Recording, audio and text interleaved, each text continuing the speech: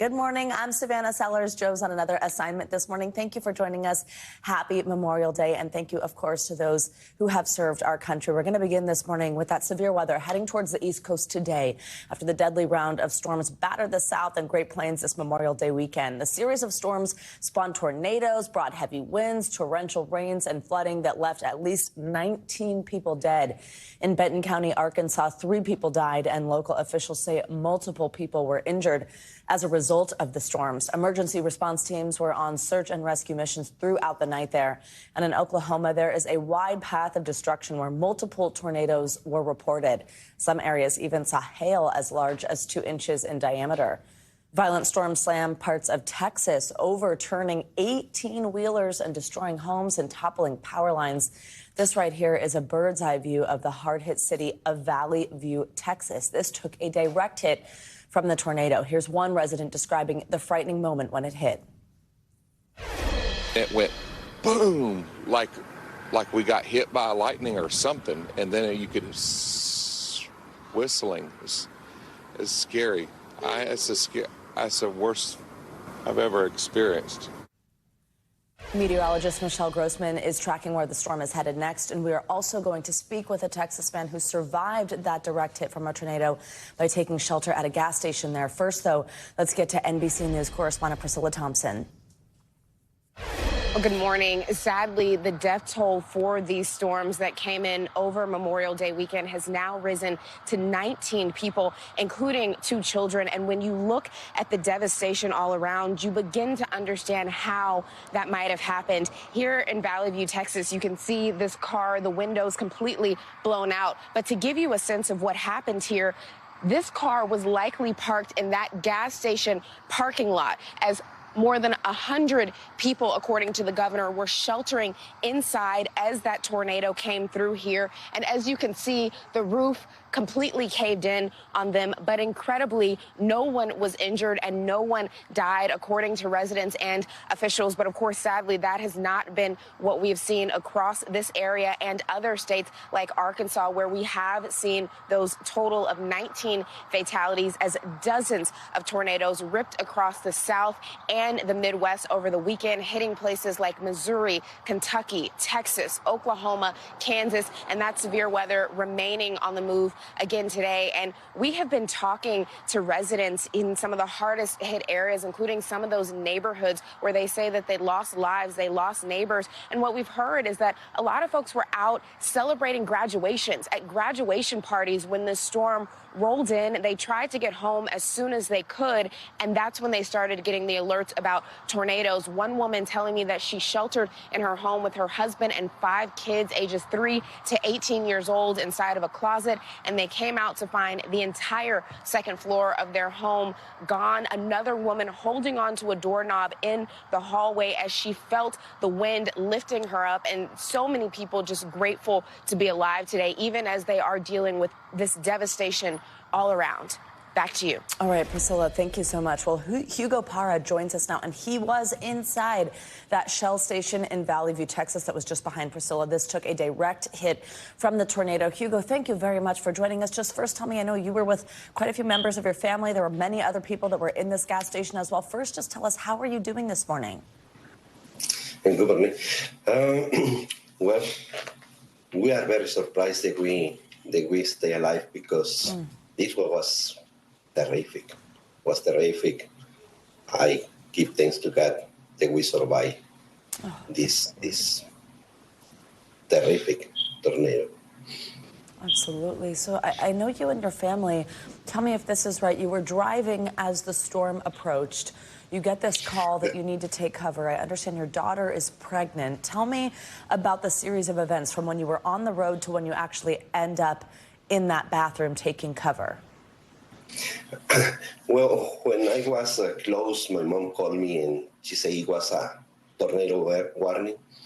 And I decided to stop. And one of my sons, he told me, hey, let's go driving.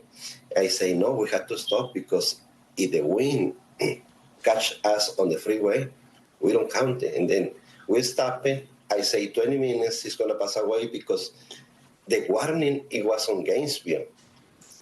we don't see on the radar that it's going to happen on Valley View. And then we start seeing, winding and winding more and more and more, and we decide to go inside.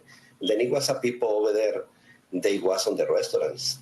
They had a little restaurant over there on the gas station, and we decide to go inside. When I see the people in the restaurant, I told the cashier, hey, let's go everybody to the bathroom. And everybody was looking at me, and I say one more time, hey, let's go to the bathroom. And then the cashier start yelling, everybody go to the bathroom. They start pushing, they start running. We go inside, and we start seeing flying, the walls, the merchandise, glass, roofing. It was terrible. I don't know how we survived that day. Wow. How did you know that the bathrooms would be the safest and that people should not stay in the restaurant? Well, when you got a big space open, it's more easy the tornado fly everything. When it's something close, it's more stronger. It's more stronger. And then I see before, on the news, when it happens, something like that, go to the smaller places. Don't go to the openings places, because it's gonna be more safe on the small place. Oh, that's a really, really great thing to keep in mind. Our viewers, I just want to make clear, we've been watching video of the gas station where you actually were. I mean, we can see the shell ripped out of the signage out front. The walls appear to be gone. The roof appears to be gone. As you were in that bathroom, were you seeing that happen? Were you seeing just the walls fly away, essentially? What did you see while you were in there? Yeah, when we was inside, we saw everything, because it was another guy in front of me. It was a black guy, very, very nice guy. And we was the last one. We was almost on the hall. And we saw everything, flying merchandise, flying the walls, glass, frames. And we saw a little kid. It was a little lady. She was like 13 years old. All the insulation goes on his back, on top of her. And it was another lady looking for his son. I remember she was yelling for her. His name was Steve. And I don't know, right there, she don't see it, because she was Steve. But I hope she find it, and I think so she find it, because when the tornado finished, it was a police, ambulance, firemen coming to the place, and we never know she don't find it. But when the fireman came to me and he say, you was inside? I say, yes, I was inside. And he moved his head and he say, really, I don't know how you survive. Wow. I don't know how. I had that one on my mind. If the tornado happened for 10 more seconds, we don't count this one. 10 more seconds. Because we were showing how everything was moving. Hugo Parra, a miracle, really, it sounds like you are describing. We are so happy you are safe, your family's safe again, your daughter, Anna, is pregnant. Thank you very much for sharing your experience with us. Thank you so much, and thank you, God, for one more time. One more opportunity.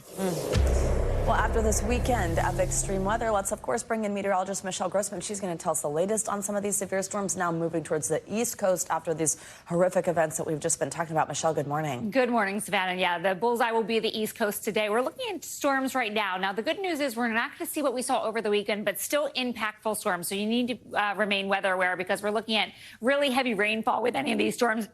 Also looking at hail and damaging winds. So this is what it looks like on radar. You can see all those dark colors. That's where we're seeing the heaviest rain falling. Seeing the lightning, too. We have severe thunderstorm watches. We have severe thunderstorm warnings. We have tornado watches. That's what we have this morning. We're going to see it weaken a bit and then sort of reignite later on this afternoon. It's all due to this cold front that's moving through some really warm, humid air, and that's why we're seeing these storms spark. So the chance of rain stretching from Texas all the way to New England, and we're looking at the chance for wind that could be damaging, bringing down trees, some power lines, and also some hail and some really heavy rain. Now we're looking where we see the yellow area, the shading of New York City, D.C., Philadelphia, Wilmington, Charles, into Montgomery. Could see some strong storms. We're going to see a lot of people on the roadway today. So we're going to see some slow conditions in the road, also the air, and we are concerned about flash flooding, especially where you see this blue here. Scranton, Philadelphia could see some really heavy rainfall. We're talking anywhere from 4 to 5 inches of rain in a short amount of time because we're going to see training rains. And this is what it looks like where you see the brighter colors, the reds, the oranges, the yellows. That's where we're expecting the highest amount of rain, anywhere from 4 to 5 inches. Generally, we're looking at 2 to 3 inches. And again, we could see some airport impacts as well as some road impacts as well. We're looking at Boston, pockets of heavy rain tonight. D.C. to New York City could see some storms, pretty gusty storms, and also wind and heavy rain. Now, on top of that, we have the storms, but we also have some really steamy conditions. So heat alerts, 18 million people across the South from Del Rio to San Antonio, Houston, into Lake Charles and New Orleans. A heat warning is in the pink, and we have a heat advisory in the orange. And this is why we're going to see those temperatures soar into the triple digits in some spots. Nearly 30 records are possible, 5 to 15 degrees above normal for this time of year. So 104 in San Angelo today, that's 14 degrees above normal for this time of year. Into the 90s in Dallas, Houston, New Orleans, 93 degrees. Birmingham near 90 degrees. And we're even warm, Savannah, into Norfolk, 88 degrees. And that's what's going to give the storm some oomph as we go throughout the evening and nighttime hours. Wow, 104 on that map. Oh, my goodness. All right, Michelle, thank you so much. Sure. In a little bit. Well, turning now to former President Donald Trump's criminal hush money trial here in New York, where tomorrow morning closing arguments are slated to begin. Soon, the jury will decide whether Trump falsified business records to conceal payments made to adult film actress Stormy Daniels as part of a larger scheme to conceal the alleged infidelity from the public during his 2016 presidential campaign. Mr. Trump has denied any wrongdoing. So far, the jury has sat in court for 20 days. They heard from 22 witnesses, totaling more than 80 hours of testimony. This is the first time in history that a former president is being tried for a crime. We have our team of experts joining us this morning to break down what's ahead for this trial. Good morning to our NBC News reporter, Gary Grumbach, as well as NBC News legal analyst, Danny Cefalos. Gary, I will get started with you. So what can we expect to see from closing arguments tomorrow? What do you see as the main points each side is going to emphasize based on what we've heard? So, Savannah, think of this as the SparkNotes version of this trial. We're not going to learn anything new tomorrow, but it's going to be a real recap of the past 7 weeks of testimony. It's going to get started with defense attorney Todd Blanche. He's going to get up and try to explain to the jury that the prosecution did not meet the burden of proof, which is to prove beyond a reasonable doubt that Donald Trump has committed 34 counts of falsification of business records. He's certainly going to rely on Michael Cohen's testimony. Michael Cohen, of course, is somebody who, for his own reasons, has financial crimes and untruths under his belt, and he spent time in prison for that. And the jury is already aware of that. So that's something he's certainly going to remind the jury of. Then we're going to get to Joshua Steinglass once Todd Blanche wraps up. And Joshua Steinglass is going to run the jury through what he has already told them over the past 7 weeks. Every witness, every piece of information, every piece of evidence that they have, he's going to remind them of that and go through the process to prove that he did, in fact, reach the burden of proof to prove that Donald Trump and nobody else, not Michael Cohen, not Alan Weisselberg, but Donald Trump is the reason for this crime. Danny, let's bring you in here. Similar question. What lasting impression do you think both sides are hoping to leave based on what we saw happen throughout this trial? The prosecution has the facts in their favor. For example, it is virtually indisputable that Michael Cohen paid Stormy Daniels a bunch of cash. And it's virtually indisputable that Donald Trump wrote checks to Michael Cohen, now whether it was to reimburse him or for legal fees, which the defense confusingly brought up as an issue in their opening statement, that remains to be seen. I mean, that may not be proven beyond a reasonable doubt, but they certainly have enough for a finding that Donald Trump was reimbursing Michael Cohen. So the facts are in the prosecution's favor. Perhaps the best fact in their favor is that this looks really fishy. And when the facts look fishy, that's good for the prosecution.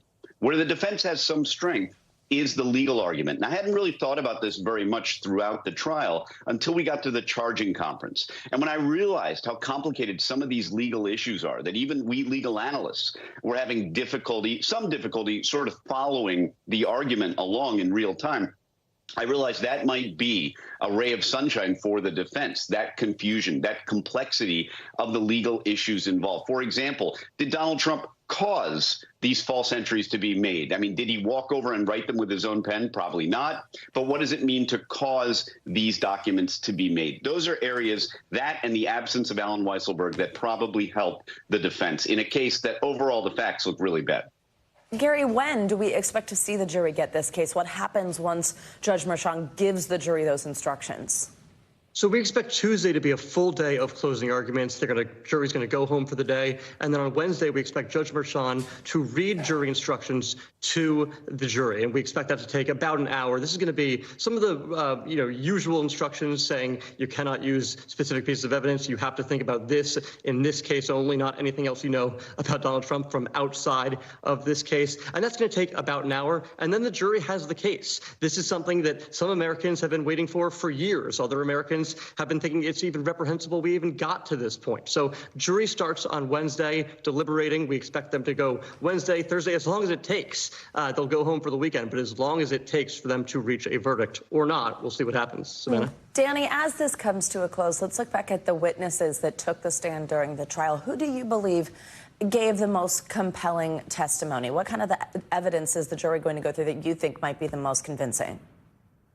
That's a great question. I mean, obviously, you can say Michael Cohen, but let me give you an example of maybe the most consequential witness that may have been the most unnecessary witness in many ways, and that was Stormy Daniels. Stormy Daniels' testimony was the bombshell. In my view, possibly even more than Michael Cohen's, because Michael Cohen's, we sort of knew where everything was going to go. Stormy Daniels was, in a way, unnecessary, and if I were the defense, I might have just stood up and asked 2 or 3 questions on cross and said, by the way, you're not involved in creating business records for the Trump organization. You have no idea how they're made or why they're made or whether they're falsified or not. Correct?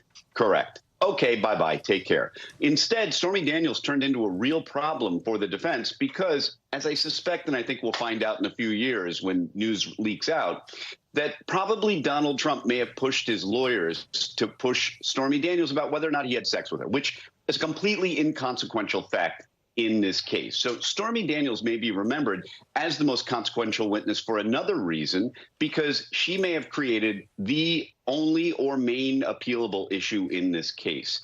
Her testimony, even Justice Merchan himself noted, went a little far afield of relevance, or more precisely, it was probably too prejudicial in many ways. And that was Justice Merchan suggesting that, not just me. So that might be an issue on appeal. If this comes back in 2 years with a vacated guilty verdict, then people will be wondering, was Stormy Daniels really necessary? Danny Ceballos and Gary Grumbach, thank you both very much. Well, a record number of people are packing airports and roads this morning as Memorial Day weekend comes to a close. NBC News correspondent Priya Sridhar is at Hartfield Jackson Atlanta International Airport, where they screened more passengers on Thursday than when the city hosted the Super Bowl. I understand, Priya, that is really impressive. But despite those numbers, I understand things are going smoothly. Is that right?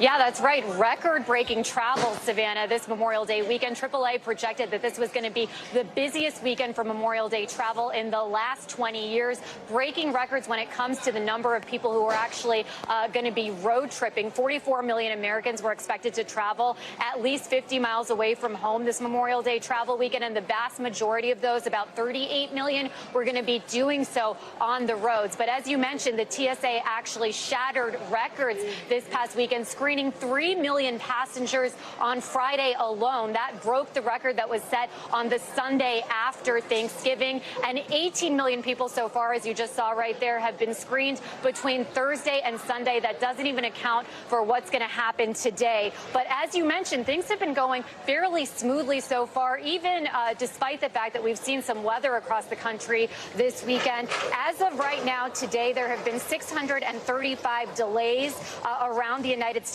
and only 50 cancellations so far. So fingers crossed it stays in those kind of low number areas, Savannah.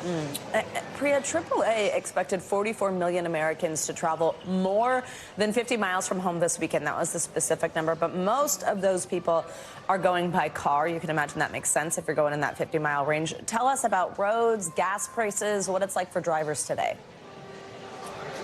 That's right. Well, the average national gas price per gallon is sitting at around $3.59 per gallon. That's up about 6 cents from last month, but it's kind of similar to where we saw those numbers at this time last year. And that's one of the many reasons that experts say many people were choosing to drive, because those gas prices weren't too bad. Now, the Biden administration did announce this week that they plan to release 1 million barrels of gasoline from a Northeast reserve to try to drive those gas prices down even further. It obviously obviously wasn't going to make an impact for this Memorial Day weekend.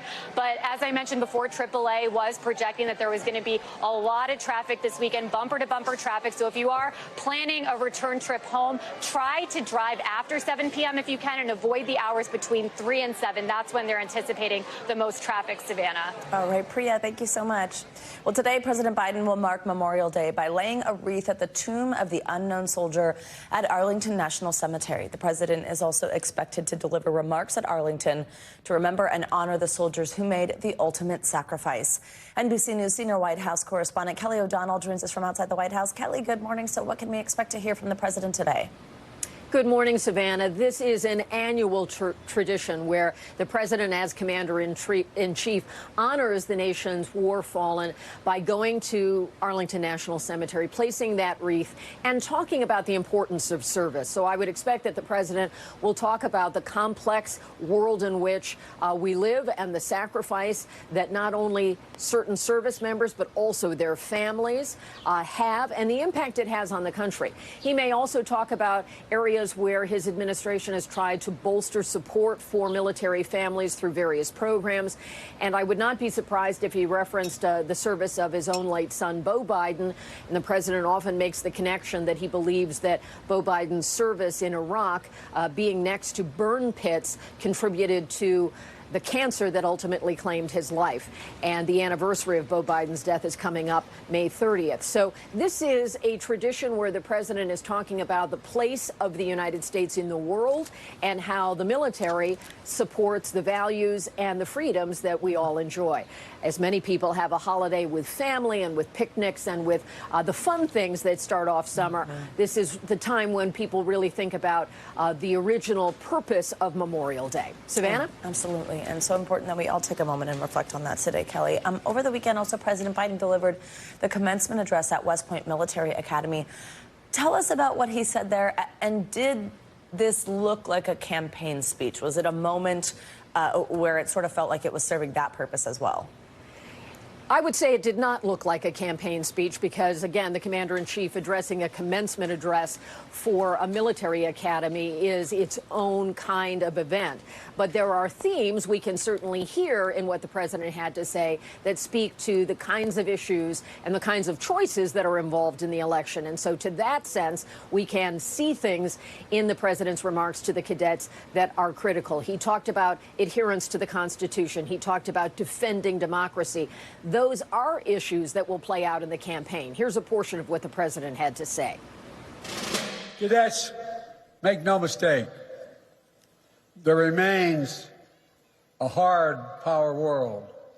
You can't draw any other conclusion when powerful nations try to coerce their neighbors or terrorists attempt evil plots. I have always been willing to use force when required to protect our nation, our allies, our core interests. When anyone targets American troops, we will deliver justice to them. There you get a sense of how the president was talking about the national security role and how these cadets who will now go into the service in active duty will have a role to play themselves. Savannah? All right, Kelly O'Donnell, thank you very much. Thanks for watching. Stay updated about breaking news and top stories on the NBC News app or follow us on social media.